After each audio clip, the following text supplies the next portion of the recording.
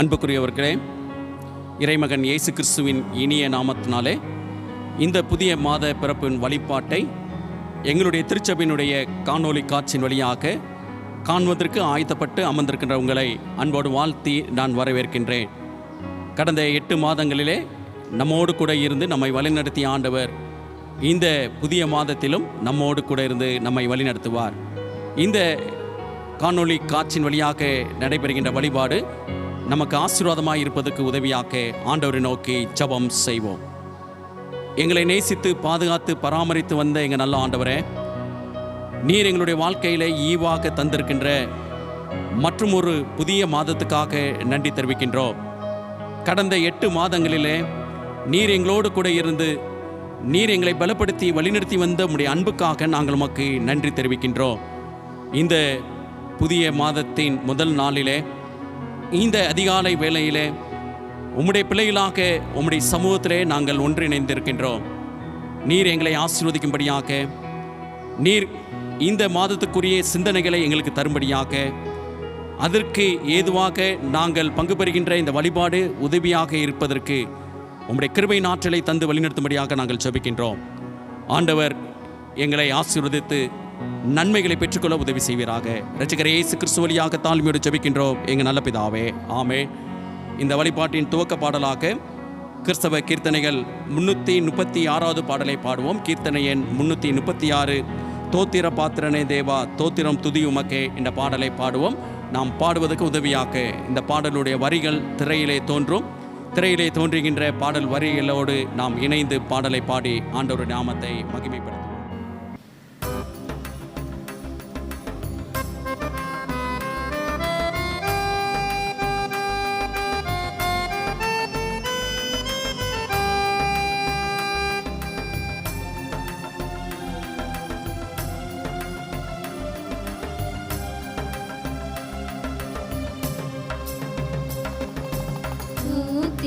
பாத்திரனே தேவா தோத்திர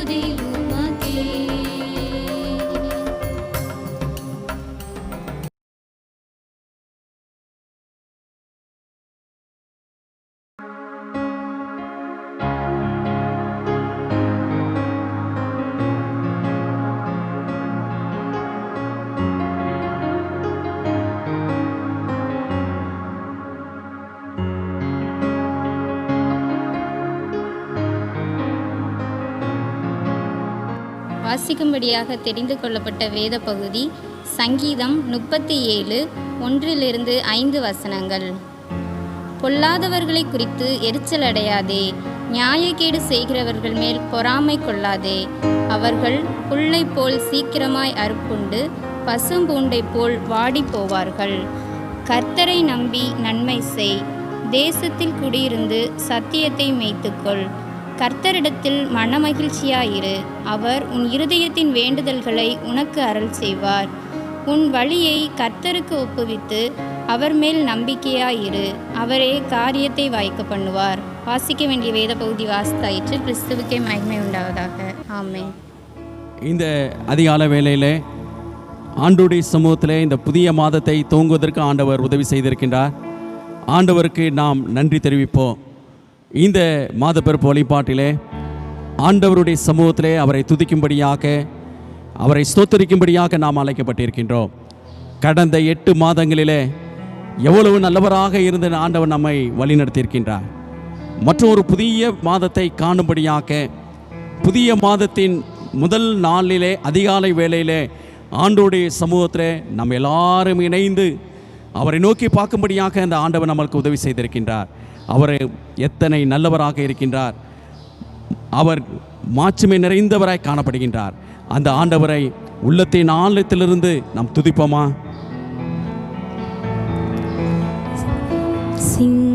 அவர் சிங்காசனத்தில் வீற்றிருக்கின்றவர்,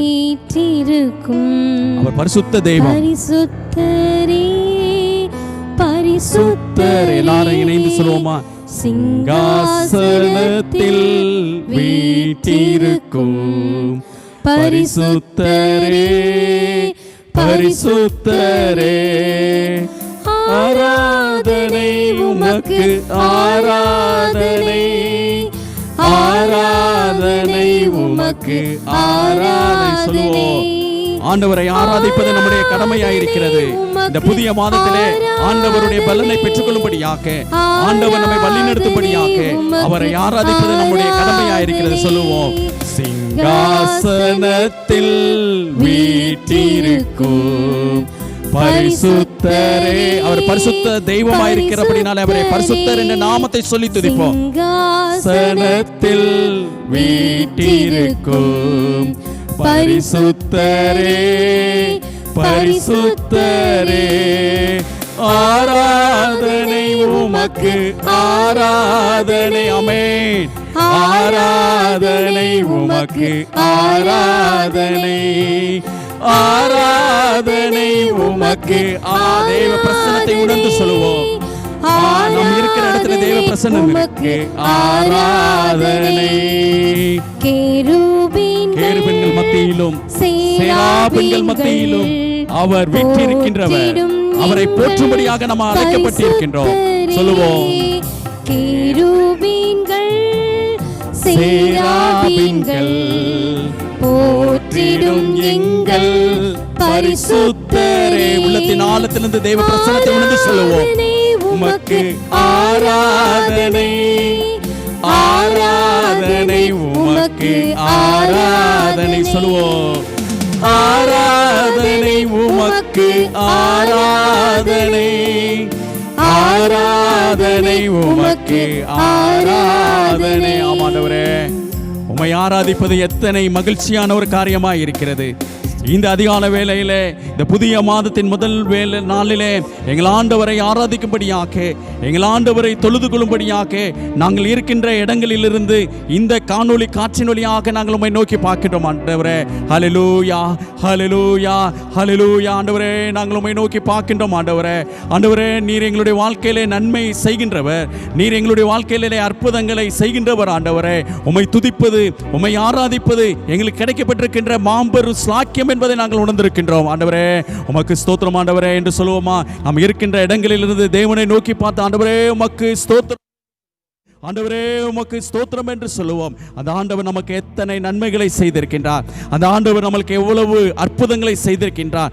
நீங்களும் நானும் இந்த நாளை கண்டது அவருடைய சுத்த கிருபையாக இருக்கின்றபடினாலே நாம் செய்திருக்கின்ற, நாம் பெற்றிருக்கின்ற எல்லா நன்மைகளையும் நாம் நினைவு கூர்ந்து பார்ப்போம். ஆண்டவரே, இதுவரைக்கும் எங்களுக்கு செய்திருக்கிற எல்லா நன்மைகளுக்காக உமக்கு ஸ்தோத்திரம். ஆண்டவரே, நீர் எங்களை மறவாதபடிக்கு வழிநடத்தினீர் சுவாமி.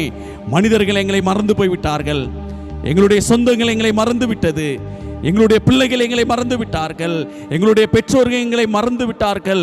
நிர்பந்தமாக நாங்கள் நின்று கொண்டிருந்த வேளையில் நீர் மட்டும் எங்களை மறவாமல் எங்களை பார்த்தீரையா. நீர் மட்டும் எங்களுக்கு அனுகூலமாக இருந்து சகாயம் செய்தவராய் இருக்கிறீர். ஆண்டவரே, நாங்கள் எண்ணி பார்க்கின்றோம் சுவாமி.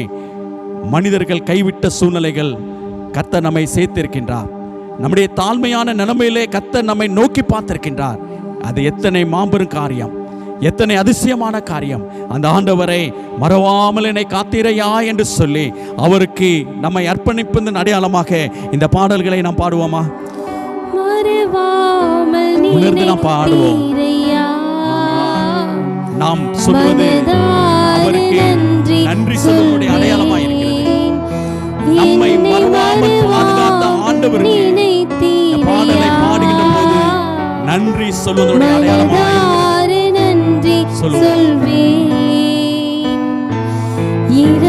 இரவும் பகலும் நம்மை பாதுகாத்து நாம் எப்படி இருக்க போகிறோமோ என்று நினைத்து நமக்கு தேவையான எல்லா தேவைகளையும் சந்தித்து செய்து வந்து கொண்டே சொல்லுவோம். இரவும் பகலும் என்னை நினைத்து இதுவரை உதவி செய்திருக்கிறேன்.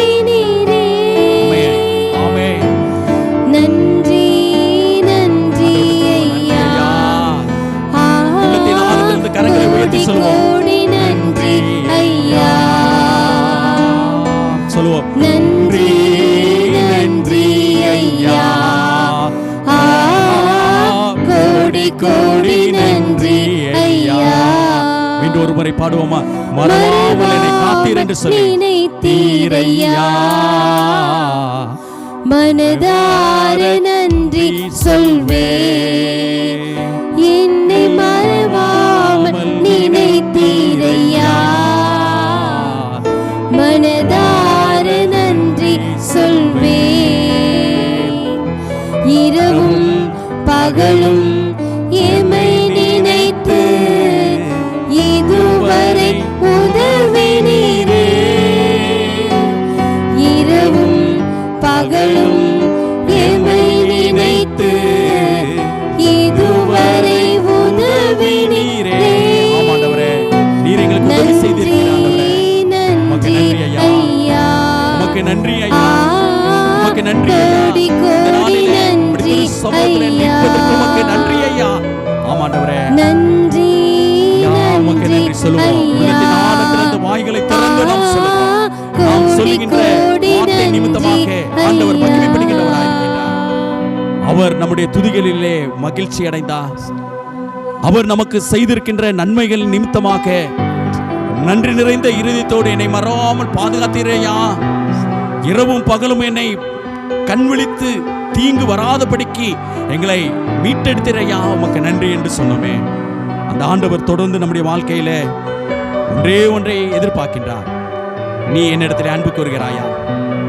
இத்தனை நன்மைகள் உன்னுடைய வாழ்க்கையிலே செய்திருக்கின்றேன். கொடூரமான தொற்றிலிருந்து உன்னை மீட்டெடுத்திருக்கின்றேன். உன்னுடைய வாழ்வாதாரம் பாதிக்கப்படாத சூழ்நிலையிலே உனக்கு தேவையான எல்லா விதமான வருமானம் கிடைப்பதற்கு உதவி செய்திருக்கின்றேன். அப்பத்துக்கும் தண்ணீருக்கும் அலையாத படிக்கு, ஒன்றிலும் நீங்கள் குறைபட்டு போய்விடாத படிக்கு அன்றன்றுள்ள அப்பத்தினாலே உங்களை போஷித்திருக்கிறேன். இப்படி எத்தனையோ நன்மையான காரியங்களை உங்களுக்கு செய்திருக்கின்றேன். கவலை, துக்கம், சோர்வுகள் இவைகள் மத்தியிலே நீங்கள் தவித்துக் கொண்டிருந்த போது என்னுடைய வார்த்தையை உங்களுக்கு அனுப்பி உங்களை திடப்படுத்தி இருக்கின்றேன், உங்களை வழிநடத்தி இருக்கின்றேன். இப்படி எத்தனையோ நன்மையான காரியங்களை செய்திருக்கின்றேன். உங்களிடத்தில் நான் ஒரு கேள்வியை கேட்கின்றேன். நீங்கள் என்னை அன்பு கூறுவீர்களா? நீங்கள் என்னிடத்தில் உங்கள் அன்பை முழுமையாக தருவீர்களா? உலகத்துக்கும் உலக சிநேகத்துக்கும் உங்கள் அன்பை கொடுத்துவிட்டு எனக்கு நீங்கள் அன்பை உங்களால் தர இயலுமா? ஆண்டவர் நம்மிடத்திலே கேட்கின்றார். நீ என்னிடத்திலே அன்பு கூறுவாயா? என்னை நீ நேசிப்பாயா? உன்னுடைய அன்பை எனக்கு தருவாயா என்று இந்த புதிய மாதத்தின் முதல் நாளிலே இந்த அதிகால வேளையிலே ஆண்டவர் நம்ம இடத்துல கேட்கின்றார். ஆண்டவருடைய பிரசன்னத்தில் நிரப்பப்பட்ட நாம், ஆண்டவருடைய பிரசன்னத்திலே நம்மை அர்ப்பணித்திருக்கிற நாம், அந்த ஆண்டவரிடத்தில் நாம் என்ன பதில் சொல்லுவோம்? நாம் சொல்லுவோம், ஆண்டவரே அன்பு கூறுவேன், இன்னும் அதிகமாய் ஆராதிப்பேன், இன்னும் அதிகமாய் என்ற பாடலின் வழியாக நம்முடைய பதிலை ஆண்டவருடைய சமூகத்திலே அர்ப்பணிக்கலாமா? அன்பு கூறுவே, இன்னும் அதிகமா சொல்லுவோம், இன்னும் அதிகமாய், இன்னும் அதிகமாய், இன்னும் அதிகமாய் உம்முடைய சமூகத்திலே இன்னும் அதிகமாய் உம்மை ஆராதிப்பேன் சுவாமி, ஆர்வத்தோடு உம்மை ஆராதிப்பேன், இன்னும் அதிகமாய் ஆராதிப்பேன், இன்னும் ஆர்வமாய் உம்மை முழு உள்ளத்தோடு ஆராதிப்பேன், முழு பலத்தோடு அன்பு கூறுவேன், ஆராதனை ஆராதனை. ஆண்டவரிடத்திலே நம்மை அர்ப்பணிக்கும் அடையாளமாக கரங்களை உயர்த்தி சொல்லுவோம். ஆராதனை ஆராதனை ஆராதனை ஆராதனை ஆராதனை ஆராதனை.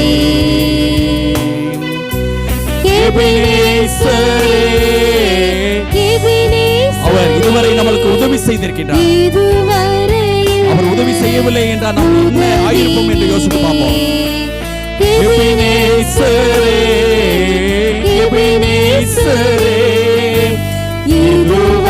இதுவரையில் உதவி நீரே, இதுவரையில் உதவி நீரே, உம்மை முழு பலத்தோடு ஆராதிப்பேன். சொல்லுவோம், முழு பலத்தோடு அன்பு கூறுவேன், ஆராதனை ஆராதனை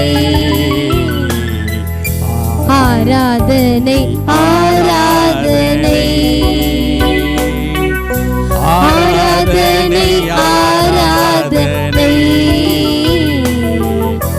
ஆராதனை ஆராதனை. ஸ்தோத்திரம் ஆண்டவரே, ஸ்தோத்திரம் ஆண்டவரே. ஹல்லேலூயா ஹல்லேலூயா ஹல்லேலூயா ஹல்லேலூயா. மகிமையின் தேவனே உமக்கு ஸ்தோத்திரம் ஸ்தோத்திரம் ஸ்தோத்திரம். எனக்கு உதவி செய்திருக்கிறவரே உமக்கு ஸ்தோத்திரம் ஸ்தோத்திரம். நன்றி ஆண்டவரே, நன்றி ஆண்டவரே. என்னுடைய வாழ்க்கையில நீர் போதுமானவராய் இருக்கிறீர். கடந்த 8 மாதங்களிலே கிருபையினாலே நாங்கள் கடந்து வருவதற்கு உதவி செய்தீர், ஆற்றலை தந்தீர், பலத்தை தந்தீர் ஐயா, உமக்கு ஸ்தோத்திரம் ஆண்டவரே. வாழ்வாதாரம் எல்லாம் முடங்க சூழலிலே அடுத்து என்ன நடக்க போதோ என்று திகைத்து கொண்டிருந்த சூழலிலே நீர் மாத்திரம் எங்களுக்கு போதுமானவராய் இருந்தீர். நீர் மாத்திரம் எங்களுக்கு நிறைவான நன்மையை தந்தீர் ஐயா, உமக்கு ஸ்தோத்திரம் ஆண்டவரே. உம்மை துதிப்பதை தவிர, உம்மை உயர்த்துவதை தவிர எங்களுடைய வாழ்க்கையிலே என்ன இருக்குது சாமி? அநேக வேளைகளிலே மனிதர்களால் நாங்கள் தூக்கி எறியப்பட்டவர்களாய் நாங்கள் காணப்பட்டோம் சாமி. யாரையெல்லாம் நாங்கள் நம்பி இருந்தோமோ, யாரெல்லாம் எங்களிடத்தில் நன்றாக பேசுவார்கள் என்று நினைத்து கொண்டிருந்தோமோ, அப்படிப்பட்ட நபர்கள் எல்லாம் எங்களுடைய சூழல் நிமித்தமாக எங்களை விட்டு விலகி போய்விட்டார்கள். தூக்கி எறியப்பட்ட அனுபவத்துக்கு நேராக நாங்கள் கடந்து வந்தோம். ஒருவேளை இவர்களுக்கு இந்த நோய் தொற்று இருக்கிறதோ, இந்த தொற்றினாலே நமக்கும் வந்துவிடுமோ என்று பயந்து எங்களை தூக்கி எறிந்தார்கள் சாமி. ஆனாலும் உங்களுடைய அன்பு மட்டுமே எங்களோடு கூட இருந்தது, உங்களுடைய அரவணைப்பு மட்டுமே எங்களோடு கூட இருந்தது, உம்முடைய கிருபை மட்டுமே எங்களோடு கூட இருந்தது சாமி. நாங்கள் எண்ணி பார்க்கின்றோம், நாங்கள் உணர்ந்து பார்க்கின்றோம், எங்களுடைய உள்ளான நிலைமையை நாங்கள் எண்ணி உணர்ந்து பார்க்கின்றோம் சாமி. எங்களை அர்ப்பணிப்பதன் அடையாளமாக்க, எங்களை அர்ப்பணிப்பதன் அடையாளமாக்க இந்த பாடுகளோடு எங்களை உம்முடைய சமூகத்திலே நாங்கள் அர்ப்பணிக்கின்றோம் சாமி. தூக்கி எறியப்பட்ட என்னை வேண்டும் என்று சொல்லி சேர்த்து கொண்ட நல்ல நேசரே. ஆமாண்டவரே, தூக்கி நீர் மட்டுமே வேண்டும் என்று சொல்லி எங்களை சேர்த்திருக்கிறீர். வேண்டும் என்று சொல்லி சேர்த்து கொண்ட நல்ல நேசரே.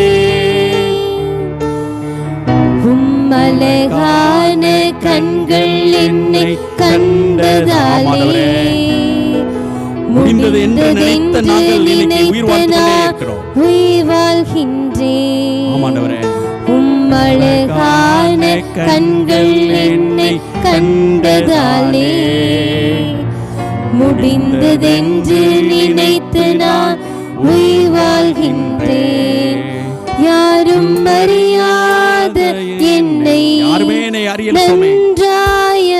ஆனால் நீர் மட்டுமே எங்களுடைய உண்மையை நிலைமையை அறிந்திருக்கிறீர். நீ தேடி எங்களிடத்திலே வந்தீர் சுவாமி. யாரும் அறியாத என்னை நன்றாய் அறிந்து தேடி வந்த நல்ல நேசரே, சொல்லுவோம். அழகான கண்கள் என்னை கண்டதாலே முடிந்ததென்று நினைத்து நான் உயிர் வாழ்கின்றேன். அழகான கண்கள் என்னை கண்டதாலே நீர் மட்டுமே எங்களை கண்டிருக்கிறீர். முடிந்ததென்று நினைத்து நான் உயிர் வாழ்கின்றேன். ஆமாண்டவரே, நாங்கள் உயிர் வாழ்வது உம்முடைய அரவணைப்பினால் மாத்திரமே. சொந்தங்கள், பந்தங்கள், உற்றால் உறவினர்கள், நண்பர்கள் எல்லாரும் எங்களை தூக்கி எறிந்திருக்கின்றார்கள். ஆனால் உம்முடைய அன்பு மட்டுமே எங்களை சேர்த்திருக்கிறது சுவாமி. அந்த நம்பிக்கையோடு இந்த ஆண்டவர் தொடர்ந்து எங்களிலே வழி நடத்துவார். இந்த ஆண்டவர் தொடர்ந்து எங்களை பலப்படுத்துவார். இம்மட்டும் நடத்தி வந்த எங்கள் ஆண்டவர் தொடர்ந்து இந்த புதிய மாதத்திலே எங்களை வழி நடத்துவார் என்ற நம்பிக்கையோடு நாங்கள் உம்முடைய திருச்சமூகத்திலே காத்திருந்து ஒவ்வொரு நாளும் துவங்குவதற்கு கிருபை தாங்க. எங்கள் உள்ள மகிழ்ச்சியாய் நிறந்திருக்கிறது சுவாமி. எங்கள் உள்ள ஒரு புதிய ஆற்றலினாலே நிரம்பி இருக்கிறது சுவாமி. உமக்குள்ளாக நாங்கள் கலிகுறுகின்ற மக்களாய் காணப்பட கிருபைகளை தர நாங்கள் ஜெபிக்கின்றோம் ஆண்டவரே. அந்த சந்தோஷத்தோடு, அந்த மகிழ்ச்சியின் ஒப்படைப்போடு நாங்கள் காணப்படுவதற்கு அருள் தாரோம். மகிழ்வோம் மகிழ்வோம், தீனமாக மகிழ்வோம், இயேசுராஜனம் சொந்தமாயினார். மகிழ்வோம் மகிழ்வோம், தீனமாக மகிழ்வோம், இயேசுராஜனம் சொந்தமாயினார். இந்த பாதலத்தில் சொந்தக்காரரவர் எந்த உள்ளத்தின் சொந்தமானார். இந்த பாதலத்தில் சொந்தக்காரரவர் எந்த உள்ளத்தின் சொந்தமானார். சிறு வயதில் என்னை குறித்து விட்டார், தூரம் போயினும் கண்டு கொண்டார். சின்னம் சிறு வயதில் என்னை குறித்து விட்டார், தூரம் போயினும் கண்டு கொண்டார். தமது ஜீவனை எனக்கும் அளித்து ஜீவன் பெற்றுக்கொள்ளேன் உரைத்தார். தமது ஜீவனை எனக்கும் அளித்து ஜீவன் பெற்றுக்கொள்ளேன் உரைத்தார். ஆனந்தமே பரமானந்தமே, இது மாபெரும் பாக்கியமே. இந்த பாதலத்தில் சொந்தக்காரரவர் எந்த உள்ளத்தில் சொந்தமானார். இந்த பாதலத்தில் சொந்தக்காரரவர் எந்த உள்ளத்தில் சொந்தமானார். ஹல்லேலூயா, ஹல்லேலூயா, ஹல்லேலூயா, ஹல்லேலூயா, ஹல்லேலூயா, ஹல்லேலூயா. ஆண்டவர் இந்த புதிய மாதத்திலே நம்மோடு கூட இருந்து மகிழ்ச்சியான அனுபவங்களை நம்மை தந்து சதா காலங்களிலும் வழி நடத்துவாராக. ஆண்டவரும் மீட்பருமாகிய இயேசு கிறிஸ்துவின் இனிய திருப்பெயரிலே உங்களை மீண்டுமாக நான் அன்போடு வாழ்த்துகின்றேன். ஒவ்வொரு மாதமும் நம்முடைய பேராயம் நம்மளுக்கு தந்திருக்கின்ற சிந்தனையின் அடிப்படையிலே நாம் சிந்திப்பதற்கு ஆயத்தப்பட்டு வருகின்றோம். இந்த ஆண்டு முன்னுரிமை ஆண்டு என்று சொல்லி பேராயன் நம்மளுக்கு முன்னுரிமை ஆண்டவருக்கு தர வேண்டும் என்று சொல்லி வலியுறுத்தியது. அதன் அடிப்படையிலே நம்முடைய வாழ்வினுடைய செயல்பாடுகள் வழியாக கடவுளுக்கு நாம் எவ்வளமாக முன்னுரிமை கொடுக்க முடியும் என்பதை நாம் அறிந்து அதற்கு ஏற்றாற்போல் திருமறை சத்தியங்களை கற்று நாம் முன்னுரிமை கொடுத்து வருகின்றோம். இந்த செப்டம்பர் மாதத்தில் நம்முடைய செயல்கள் வழியாக ஆண்டவருக்கு முன்னுரிமை கொடுக்க வேண்டும் என்று சொல்லி நாம் அழைக்கப்பட்டிருக்கின்றோம். அதற்கு உதவியாக நாம் படிக்க கேட்ட சங்கீதங்கள் புஸ்தகம் 37ஆம் சங்கீதம் 5ஆம் வசனம் இவனமாய் சொல்கிறது, உன் வழியை கர்த்தருக்கு ஒப்புவித்து அவர் மேல் நம்பிக்கையாயிரு, அவரே காரியத்தை வாய்க்க பண்ணுவார். காரியத்தை வாய்க்க பண்ணுவார் என்கின்ற ஒரு ஆறுதலான வார்த்தையை இந்த புதிய மாதத்திலே ஆண்டவர் நமக்கு தருகின்றார். அநேக சூழ்நிலையிலே நம்முடைய காரியங்கள் வாய்க்க பண்ண முடியாத படிக்க இருக்கிறதே, பல தடைகள் இருக்கிறதே, பல பிரச்சனைகள் இருக்கிறதே, எப்போது நம்முடைய காரியங்கள் வாய்க்க பண்ண முடியும் என்ற எதிர்நோக்கோடு நான் காணப்படலாம். இந்த புதிய மாதத்திலே ஆண்டவர் நம்மளுக்கு தருகின்ற ஆறுதலான ஒரு வார்த்தை என்னவென்றால், காரியத்தை வாய்க்க பண்ணுவேன். இது எவ்வளவு மகிழ்ச்சியாக இருக்கிறது. ஆண்டவர் இந்த புதிய மாதத்திலே பல நாட்களாக காத்திருந்து பெற்றுக்கொள்ள முடியாத இருந்த காரியத்தை வாய்க்க பண்ணுவதற்கு வாக்கு தந்திருக்கிறாரே. இந்த வாக்கு எப்படிப்பட்டதாய் இருக்கிறதோ என்று சொல்லி நாம் அறிந்து அதை புரிந்து ஆண்டவருடைய சமூகத்திலே நம்மை அர்ப்பணிக்கின்ற போது கடவுளால் அருளப்படுகின்ற காரியத்தை நம்மால் பெற்றுக்கொள்ள முடியும். ஆனால் அதற்கு முன்பாக ஒரு நிபந்தனையை ஆண்டவர் இங்கே சொல்கிறார். உன் வழியை கர்த்தருக்கு ஒப்புவித்து அவர் மேல் நம்பிக்கையாயிரு. ஒப்புவித்து நம்பிக்கையாயிரு. இந்த 2 காரியங்கள் நடைபெறுகின்ற போது ஆண்டவர் நம்முடைய காரியங்களை வாய்க்க பண்ணுவதற்கு வாக்கு தந்திருக்கின்றார். புதிய மொழிபெயர்ப்பிலே மிக அழகாக சொல்லப்பட்டிருக்கின்ற ஒரு காரியம் என்னவென்றால், உன் வழியை ஆண்டவரிடத்தில் ஒப்படைத்து விடு, அவரையே நம்பியிரு, அவரே உன் சார்பில் செயல்படுவார். எவ்வளவு அற்புதமாக இருக்குது பாருங்க. காரியத்தை வாய்க்க பண்ணுவார் என்று சொல்வது காட்டிலும் அவரே உன் சார்பில் செயலாற்றுவார். இன்னைக்கு அதுதான் நம்மளுக்கு தேவையாக இருக்கிறது. இந்த சூழ்நிலையில, இந்த நிலைமையில ஏன் சார்பாக இருந்து யார் செயலாற்றப் போகின்றார்? ஆண்டவர் சொல்லுகின்றார், உன் சார்பாக நான் செயலாற்றுவேன். அதற்கு நீ செய்ய வேண்டிய ஒரு காரியம், உன் வழியை கர்த்தருக்கு ஒப்புவிக்க வேண்டும், அவர் மீது நம்பிக்கையாக இருக்க வேண்டும். ஏனென்றால் ஏன் கடவுளிடத்திலே ஒப்புவிக்க வேண்டும் என்றால், 1 பேதுரு 5ஆம் அதிகாரம் 7ஆம் வசனத்தை படிக்கின்ற போது, உங்கள் கவலைகளை அவர் மேல் வைத்து விடுங்கள், அவர் உங்களை விசாரிக்கின்றவராய் இருக்கின்றார்.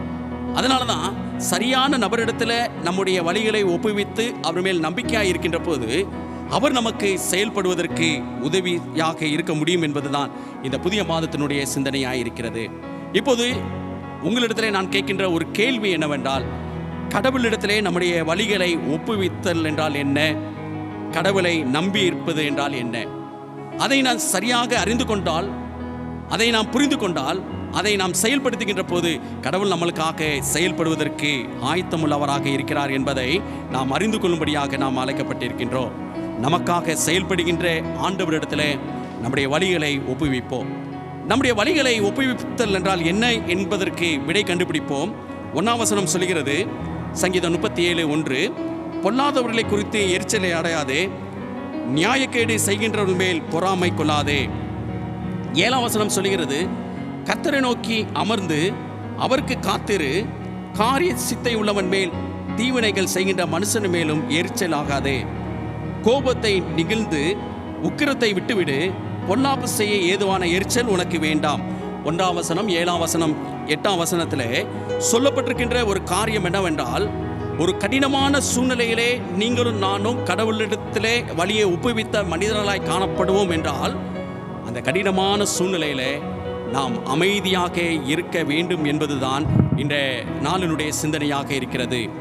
என் வழியை கர்த்தருக்கு ஒப்புவித்து அவர் மேல் நான் நம்பிக்கையாக இருக்கிறேன் என்று நாம் சொல்லுவேன் என்றால், கடினமான சூழ்நிலைகளிலே நாம் அமைதியாக இருக்க வேண்டும் என்று சொல்லி இந்த 3 வசனங்கள் வழியாக ஆண்டவர் நம்மளுக்கு கற்றுத்தருகிறார். எரிச்சல் என்பது அமைதிக்கு எதிரானது. எரிச்சல் என்பது நம்பிக்கைக்கு எதிரானது. எரிச்சல் என்பது பொறுமைக்கு எதிரானது. இந்த 3 செயல்கள் நம்முடைய வாழ்க்கையிலே அமைதி, நம்பிக்கை, பொறுமைக்கு எதிரான காரியங்கள் வருகின்ற போது கடவுள் நிச்சயமாக செயல்படவே மாட்டார். இதுக்கு அடிப்படையான காரணம் எரிச்சல் உள்ளவர்களாக காணப்படுகிறோம் என்பதை புரிந்து கொள்வோம். இந்த நாளிலே நாம் யோசித்து பார்ப்போம், நாம் யார் மேலெல்லாம் எரிச்சலாக இருக்கிறோம், அந்த எரிச்சல் எப்படிப்பட்ட ஒரு பாதிப்பை எனக்குள்ளாக்க உண்டாக்கி இருக்கிறது. ஆனால் ஆண்டவருடைய வார்த்தை சொல்லி தருகின்ற ஒரு உண்மை என்னவென்றால், நீ எரிச்சல் ஆகாதே, நீ அமைதியாயிரு, நீ பொறுமையாயிரு. இதுதான் கடவுளிடத்திலே நம்முடைய வழிகளை ஒப்புவித்தனுடைய அடையாளமாக இருக்கிறது. நாம் அமைதியாக இருக்க அழைக்கப்பட்டிருக்கின்றோம். நாம் அமைதியாக இருக்க முடியாத காரணம் என்னவென்றால், நம்முடைய வாழ்க்கையிலே ஆவிக்குரிய சத்து இல்லை என்றுதான் சொல்ல வேண்டும். யாரெல்லாம் ஆவிக்குரிய சத்தினாலே நிரப்பப்பட்ட மனிதர்களாய் காணப்படுவார்களோ, அவர்களுக்கு முன்பாக இருக்கின்ற கடினமான சூழ்நிலைகளிலே அவர்கள் அமைதியாக இருக்க முடியும். ஒருவர் ஒரு நூலிலே விவனமாக எழுதியிருக்கின்றார், நாய்க்கு B1 என்ற சத்து குறைவு இருக்கின்ற போது அது குறைக்குமா, அதனுடைய செயல்பாடுகளே வித்தியாசத்தை காட்டுமா? அதிகமாக ஒரு நாய் குலைத்து கொண்டே இருக்கிறது என்றால், அதிகமான ஒரு விதமான வித்தியாசமான போக்கை காட்டிக்கொண்டே இருக்கிறது என்றால், அதற்கு B1 சத்து குறைவாக இருக்கிறது என்று சொல்லி அவர் சொல்லுகின்றார். இதன் அடிப்படையிலே நாம் புரிந்து கொள்ள வேண்டிய ஒரு காரியம் என்னவென்றால், நான் யார்கிட்டெல்லாம் கோபப்பட்டுட்டு எரிஞ்சு விழுந்துட்டு இருக்கேனோ, என்னுடைய போங்கு மற்றவர்கள் முன்பாக ஒரு வித்தியாசமாக தோன்றுகிறதோ, என்னுடைய வாழ்க்கையில் ஆவிக்குரிய சத்து குறைவாக இருக்கிறது. அப்போது நல்லா புரிஞ்சுக்கணும், நான் எரிச்சலோடு இருக்கிறேன் என்றால், நான் அதிகமாக கோபப்பட்டு கொண்டே இருக்கிறேன் என்றால், எதுக்கெடுத்தாலும் எரிஞ்சு விழுகிறேன் என்றால், என்னுடைய வாழ்க்கையிலே ஆவிக்குரிய சத்து குறைவாக இருக்கிறது. நான் எரிச்சலான அந்த சூழ்நிலையிலே அமைதியாக நான் இருக்கின்ற போது, பொறுமையோடு நான் இருக்கின்ற போது, கடவுள் எனக்காக செயல்படுவதற்கு நான் ஏதுகரமாக நான் செய்கின்றேன். அன்புக்குரியவர்களே, அவரே காரியத்தை வாக்கி பண்ணுவார், அவரே நம் பக்கமாக இருந்து செயல்படுவார் என்று சொல்லப்படுகின்ற போது நம்மளுக்கு எவ்வளவு சந்தோஷமாக இருந்தது. ஆனால் அதை நிறைவேற்றுவதற்கு முதல் படி நாம் அமைதியாக இருக்க வேண்டும். அமைதியாக இருப்பது என்றால் என்ன? நாம் பொறுமையோடு எதையும் உள்வாங்காதபடிக்கு, எந்த உடனடியான ரியாக்ஷன் நாம் கொடுக்காதபடிக்கு செயல்படுவோம். உடனடியாக ரியாக்ஷன் கொடுக்கிறோம் என்றால் ஆவிக்குரிய சத்து நமக்கு குறைவாக இருக்கிறது என்பதை புரிந்து கொள்வோம். முதலாவது குறிப்பிலே அமைதியாய் இரு என்று நாம் கற்றுக்கொண்டோம். இரண்டாவதாக ஆண்டவர் நமக்கு கற்றுத்தருகின்ற ஒரு காரியம் என்னவென்றால், நாம் அந்த இடத்திலே அன்பாக இருக்க வேண்டும். கடவுள் நமக்கு நன்மை செய்ய வேண்டும் என்றால், கடவுள் நமக்கு சார்பாக செயல்பட வேண்டும் என்றால் நாம் அன்பாக இருக்க வேண்டும். 3ஆம் வசனத்தை பாருங்கள். கர்த்தரை நம்பி நன்மை செய், தேசத்திலே குடியிருந்து சத்தியத்தை மேய்த்துக்கொள். இந்த வசனம் நம்மளுக்கு கற்றுத்தருகின்ற ஒரு காரியம் என்னவென்றால், நன்மை செய். நம்மை யாரெல்லாம் துன்பத்துக்குள்ளாக்கினார்களோ, யாரெல்லாம் நாம் பாதிக்கப்பட்டிருக்கின்றோமோ, அவர்கள் மீது எரிச்சல் அடையாதபடிக்கு அவரிடத்திலே அன்பு செலுத்துவதற்கு ஆண்டவர் நம்மை அழைக்கின்றார். நிச்சயமாகவே இங்கே அழகாக சொல்லப்பட்டிருக்க, கர்த்தரை நம்பி நன்மை செய். நாம் அமைதியாய் இருப்பது மட்டுமல்ல, நாம் அன்பாய் இருப்பதனுடைய அடையாளமாக அவர்களுக்கு நம்முடைய அன்பை காட்ட வேண்டும் என்று சொல்லி திருமறை நம்மளுக்கு சுட்டி காட்டுகிறது. நாம் எந்த அளவுக்கு அவர்கள் மேல் நம்மை அன்பை காட்டியிருக்கின்றோம், எந்த அளவுக்கு அவருடைய வாழ்வினுடைய சூழ்நிலையை புரிந்து அவர்களுக்கு நாம் உதவி செய்திருக்கின்றோம். இதற்கு திருமறையிலே ஒரு நல்ல உதாரணம் யார் என்று சொல்லி கேட்பீர்கள் என்றால், யோசேப்புடைய வாழ்க்கையை எடுத்துக்கொள்ளலாம். யோசேப்புடைய வாழ்க்கை நமக்கு நன்றாக தெரியும். சகோதரர்களாலே தூக்கி எறியப்பட்டவனாய் காணப்பட்டான். யோசேப்பு சகோதரனாலே பொறாமைக்கு உட்படுத்தப்பட்டவனாய் காணப்பட்டான்.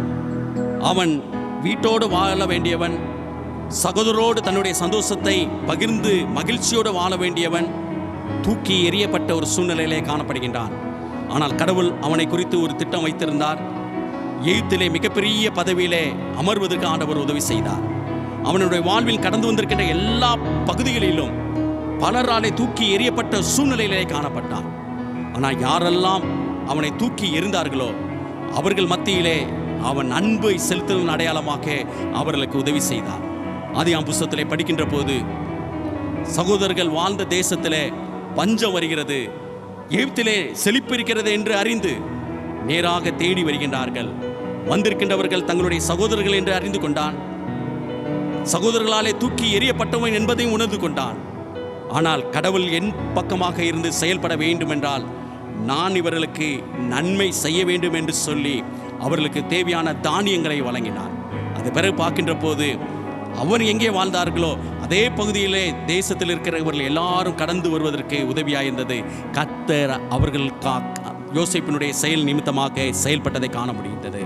அன்புக்குரியவர்களே, கடவுள் நம் பக்கத்திலே செயல்பட வேண்டும் என்றால் நாம் அமைதியாக இருப்பது மட்டும் போதாது, நாம் அன்பாக இருக்க வேண்டும். அன்பாக இருப்பது என்றால் என்ன? அவர்களுக்கு ஏதாவது ஒரு நன்மை செய்ய வேண்டும். கர்த்தரை நம்பி நன்மை செய். ஆண்டவரே, இவர்களால் தூக்கி எறியப்பட்டு இருக்கின்றேன், ஆனாலும் இவர்களுக்கு நான் நன்மை செய்கின்றேன் என்று சொல்லி நீங்கள் செய்கின்ற நன்மையானது அவருடைய வாழ்க்கையை மாற்றும் என்பதிலே எந்த விதமான சந்தேகமில்லை. அமைதியாக இரு, அன்பாயிரு. கடைசியாக ஒன்றை சொல்லி முடிக்கிறேன், அருகில் இரு. 4ஆம் வசனத்தை பாருங்கள். கர்த்தரிடத்தில் மனமகிழ்ச்சியாயிரு, அவன் ஒரு இருதயத்தின் வேண்டுதலை உனக்கு அருளி செய்வார். அவர் உன் இருதயத்தினுடைய வேண்டுதலை உனக்கு அருளி செய்வார். அருகில் இரு என்ற தலைப்பில் நான் சொல்லுகின்ற ஒரு ஆலோசனை என்னவென்றால், அவர்களுக்காக வேண்டுதல் செய்யுங்க. யாராலே பாதிக்கப்பட்டு இருக்கின்றோமோ, பாதிக்கப்பட்டிருக்கின்ற நபர்களுக்காக நீங்கள் வேண்டுதல் செய்கின்ற போது அவளுடைய அருகிலே இருப்பதனுடைய அடையாளமாய் இருக்கிறது. நீ கடவுளிடத்திலே மனமகிழ்ச்சியாய் இருந்து, அவளுடைய கஷ்டங்கள் அறிந்து, அவளுடைய துன்பங்கள் அறிந்து, அவருடைய பிரச்சனைகள் அறிந்து அவர்களுக்காக நீங்கள் வேண்டுதல் செய்கின்ற போது அவருடைய அருகிலே இருக்கிறீர்கள் என்பதனுடைய அடையாளமாய் காணப்படுகிறது.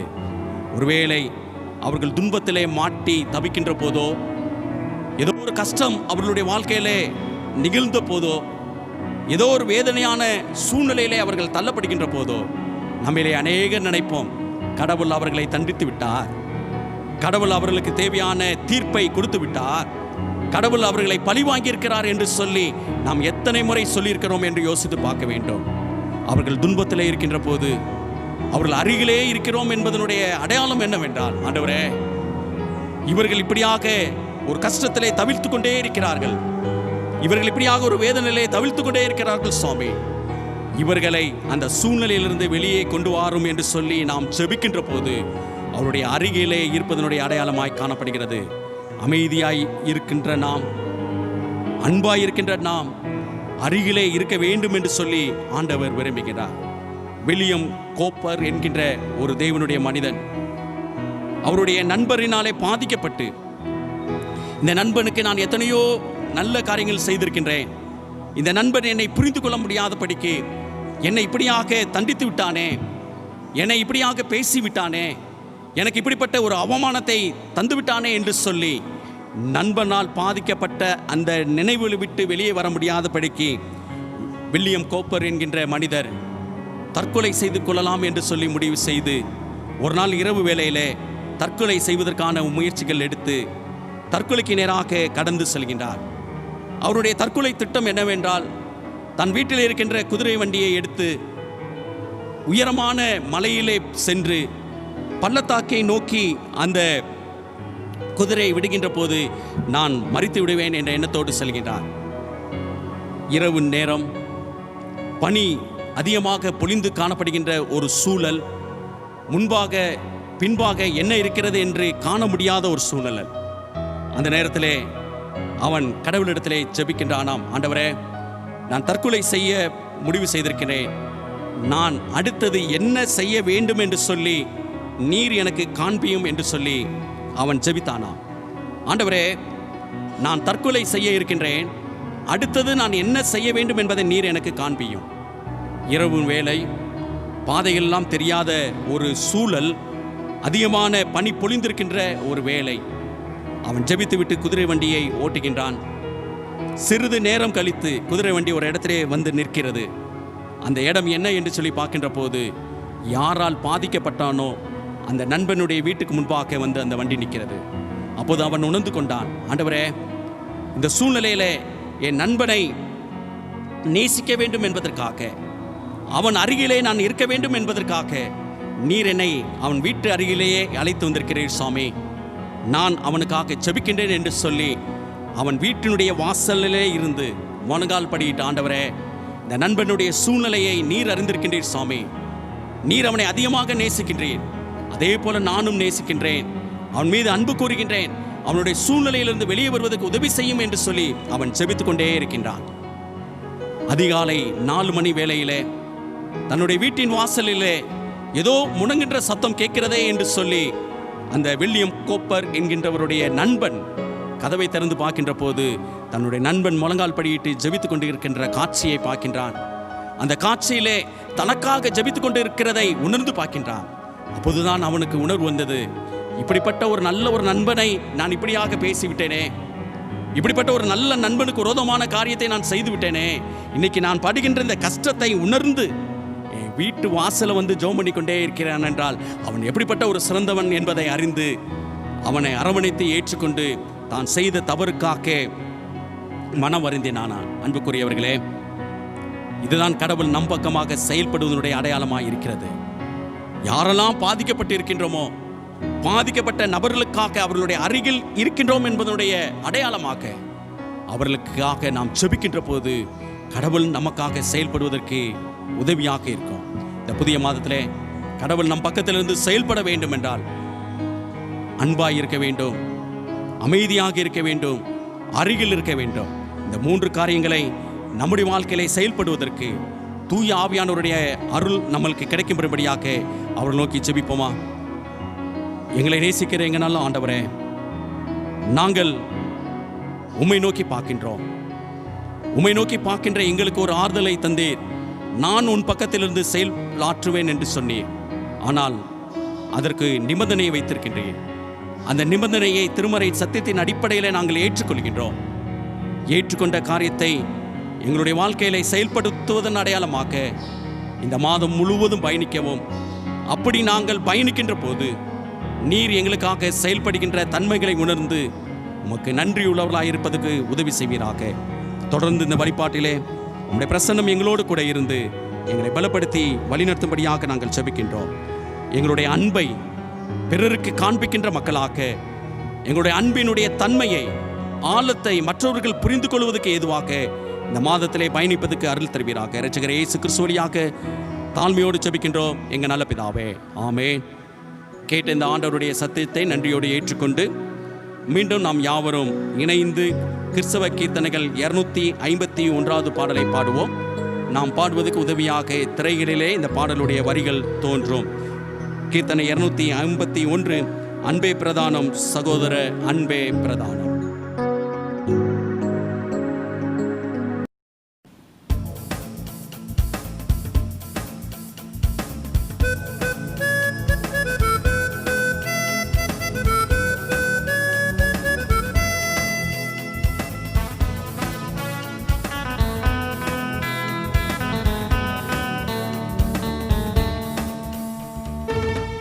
அன்பே பிரதானம் சகோதர அன்பே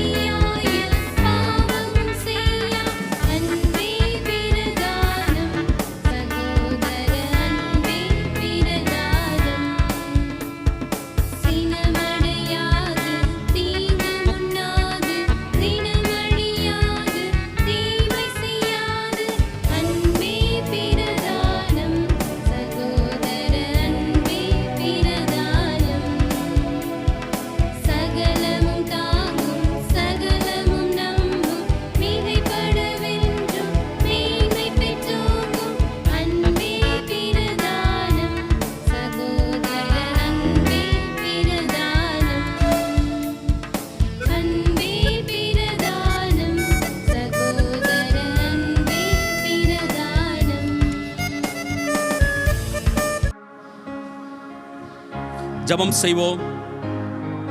அன்பின் ஆண்டவரே, உம்முடைய திருவார்த்தைகளுக்காக நாங்கள் உமக்கு நன்றி தெரிவிக்கின்றோம். உம்முடைய திருவார்த்தைகளை கேட்ட நாங்கள் எங்களையும் எங்களுக்கு உண்டான யாவற்றையும் உம்முடைய சமூகத்திலே படைப்பதற்கு உதவி செய்தீர். உம்மை நன்றியோடு துதிக்கின்றோம். அன்புள்ள மக்களாக, அருகில் இருக்கின்ற மக்களாக, அமைதியாக இருக்கின்றவர்களாக நாங்கள் செயல்படுவதற்கு உதவி செய்யும்படியாக நாங்கள் ஜெபிக்கின்றோம். புதிய மாதம் எங்களுக்கு அனைத்து வகையிலும் ஆசீர்வாதமாக இருக்கட்டும். எங்கள் ஆண்டவர் எங்களுக்காக செயல்படுகின்றார் என்ற நம்பிக்கையோடு நாங்கள் பயணிப்பதற்கு உதவியாக இருக்கட்டும். கையின் பிரயாசங்களிலே நல்ல பலனை காண்பதற்கு உதவி செய்வீராக. எங்களுடைய பிள்ளைகளுடைய காரியங்களை அறிந்த ஆண்டவர், அவைகள் மத்தியிலும் அவர்களை அற்புதமாக வழிநடத்தும்படியாக ஜெபிக்கின்றோம். எங்களுடைய பலவீனங்கள், சரீர சோர்வுகள், வருமானம் இல்லாத நிலைமைகள், அடுத்தது என்ன செய்ய போகின்றோம் என்று தவித்துக் கொண்டே இருக்கின்ற சூழல்கள் எல்லாவற்றையும் அறிந்த ஆண்டவர் எங்களுக்கு உதவி செய்யும்படியாக நாங்கள் உம்மை நோக்கி மன்றாடுகின்றோம். கர்த்தர் எங்கள் பட்சத்திலே இருக்கின்றார் என்ற நம்பிக்கையோடு நாங்கள் இந்த புதிய மாதத்திலே பயணிப்பதற்கு கிருபைகளை தாரும். சந்தோஷமான செய்திகளை கேட்பதற்கு உதவி செய்வீராக. எங்கள் சுற்றி நடந்து கொண்டிருக்கின்ற கொடூரமான சூழ்நிலையிலிருந்து நீர் எங்களை விலக்கி பாதுகாத்து வழிநடத்தும்படியாக நாங்கள் ஜெபிக்கின்றோம். இம்மட்டும் எங்களோடு கூட இருந்து எங்களை வழிநடத்துகின்ற ஆண்டவர் தொடர்ந்து எங்களோடு கூட இருந்து எங்களை வழிநடத்துவீராக. இந்த காணொளி காட்சியின் வழியாக இந்த வழிபாட்டிலே இணைந்து உம்மை நோக்கி பார்க்கின்ற ஒவ்வொரு உம்முடைய பிள்ளைகளுக்காக நாங்கள் ஜெபிக்கின்றோம். சமூகத்திலே இருக்கின்றவர்கள், தூரத்திலே இருக்கின்றவர்கள், வெளி தேசங்களிலே இருக்கின்றவர்கள், உலகத்திலே பல பகுதியிலே இருக்கின்ற யாராய் இருந்தாலும் அவர்களுக்கு இது ஆசீர்வாதமாய் இருப்பதற்கு உதவி செய்யவும், தொடர்ந்து அவர்கள் நம்பிக்கையிலே நிலைத்திருக்கின்ற மக்களாய் காணப்பட உம்முடைய கிருபையின் ஆற்றலை தந்து வழிநடத்துவீராக. எல்லாவற்றையும் உம்முடைய பாதத்தின் கீழே சமர்ப்பிக்கின்றோம். எங்களை ஏற்றுக்கொள்ளும், எங்களை வழிநடத்தும். உம்முடைய தூய நாமம் மகிமைப்படுவதற்கு உதவி செய்வீராக. நீ தந்திருக்கின்ற நல்ல தலைவர்களுக்காக உமக்கு நன்றி தெரிவிக்கின்றோம் சுவாமி. இதை ஜனங்கள் அர்த்தமுள்ள வகையிலே பயன்படுத்திக் கொள்ளவும், ஆண்டவர் விரும்புகின்ற வண்ணமாக தங்களுடைய வாழ்க்கை முறையை அமைத்துக் கொள்ளவும் கிருபையை தாரும். துதிகன மகிமை உமக்கே செலுத்துகின்றோம். ஆண்டவர் மீட்பருமாகிய இரட்சகர் இயேசு கிறிஸ்து வழியாக தாழ்மையோடு ஜெபிக்கின்றோம். எங்கள் நல்ல பிதாவே, பரமண்டலத்தில் இருக்கின்ற எங்கள் பிதாவே, உம்முடைய நாமம் பரிசுத்தப்படுவதாக, உம்முடைய ராஜ்யம் வருவதாக, உம்முடைய சித்தம் பரமண்டலத்திலே செய்யப்படுவது போல பூலத்திலும் செய்யப்படுவதாக. எங்களுக்கு வேண்டிய எங்களுக்கு ஆகாரத்தை எங்களுக்கு என்று தாரும். எங்களுக்கு விரோதமாய் குற்றம் செய்கிறவர்களை நாங்கள் மன்னிக்கிறது போல எங்கள் பாவ குற்றங்களை எங்களுக்கு மன்னியும். எங்களை சோதனைக்குள் பிரவேசிக்க பண்ணாமல் தீமென்று ரட்சித்துக் கொள்ளும். ராஜ்யம், வல்லமை, மகிமை என்றென்றைக்கும் உடையவர்களே. ஆமென். தேவனுடைய இரக்கமுள்ள கரத்துக்கும் அனைத்து பாதுகாப்புக்கும் பராமரிப்புக்கும் நம்மையும் நமக்குண்டான யாவற்றையும் அர்ப்பணிப்போம். நம்முடைய ஆண்டவராய் இயேசு கிறிஸ்துவின் கிருபை, தந்தையாகிய கடவுளுடைய அன்பு, தூய ஆவியானவருடைய வழிநடத்தல் இன்றும் என்றும் சதா காலங்களிலும் நம் அனைவரோடும் இந்த புதிய மாதத்திலே நாம் பயணிக்கின்ற ஒவ்வொரு நாட்களோடும் கூட இருந்து நம்மை பாதுகாத்து பராமரித்து வழிநடத்துவதாக. ஆமேன். சேர்ந்து சொல்லுவோம். என் ஆத்துமாவே கர்த்தரை ஸ்தோத்திரி, என் முழு உள்ளமே அவருடைய பரிசுத்த நாமத்தை ஸ்தோத்திரி. என் ஆத்துமாவே கர்த்தரை ஸ்தோத்திரி, கர்த்தர் செய்த சகல உபகாரங்களையும் மறவாதே. ஆமென். கர்த்தர் உங்களை ஆசீர்வதிப்பாராக. இந்த புதிய மாதத்திலே கடவுளுக்கு மகிமையான வாழ்க்கை வாழ்வதற்கு ஆண்டவர் உங்களுக்கு உதவி செய்வார். ஆமென். ஆமென்.